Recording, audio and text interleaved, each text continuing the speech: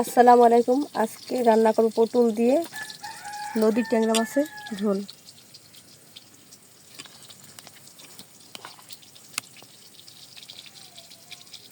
কড়াইতে আমি তেল দিয়ে ফোড়ন উঠিয়ে দিয়েছি, বেরেস্তা বাটা একটু বেরেস্তা উঠিয়ে দিয়েছি, এটা বেটে নেব জিরে দিয়ে।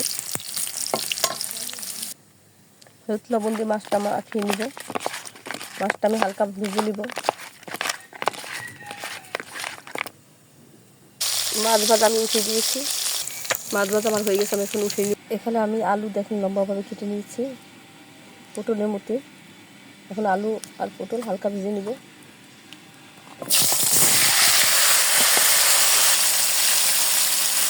লবণ দিয়ে দেবো আর দিয়ে দেবো হালকা হলুদ। 2 মিনিট মতো নেড়ে নিব। হালকা ভাজা হয়ে গেছে পটল আলু আমার, এখন আমি উঠিয়ে নিব। দেখেন এখন আমি দিয়ে দিব মরিচ আর দিয়ে দেবো জিরা, পেঁয়াজ, রসুন বাটা 1 টেবিল চামচ।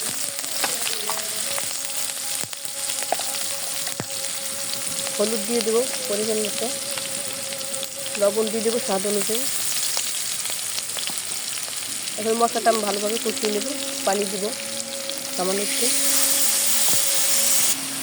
সামান্য একটু মরিচের গুঁড়ো দেবো, একটু ভুলে গিয়েছিলাম।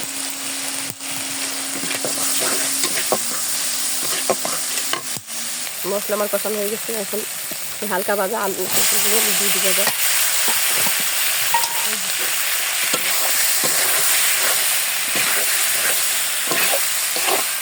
2 মিনিট নেড়ে নিব।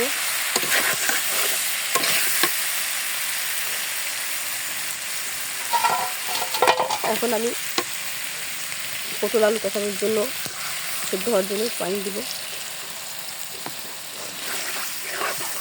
সামান্য একটু পানি দিয়ে এখন ঢাকনা দিয়ে ঢেকে দিব 2 মিনিটের জন্য। আমার সবজি কষানো হয়ে গেছে, এখন ট্যাংরা মাছ দিয়ে দেবো। কিছু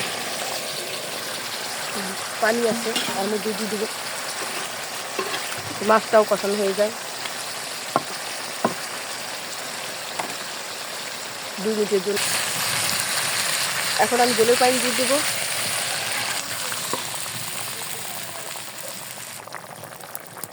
ঝোল আমার বলক উঠে গেছে, এখন 2 মিনিটের মতো আমি জাল দিব। আমার তরকারি রান্নার শেষ পর্যায়ে এখন আমি বেরেস্তা আর জিরা বেটে রেখেছিলাম সেগুলো দিয়ে দেবো।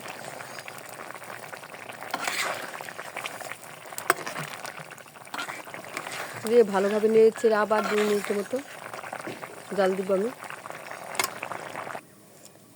আমার রান্না শেষ। আজকে এ পর্যন্ত, আবার নতুন কোনো ভিডিও নিয়ে আপনাদের সামনে উপস্থিত হব।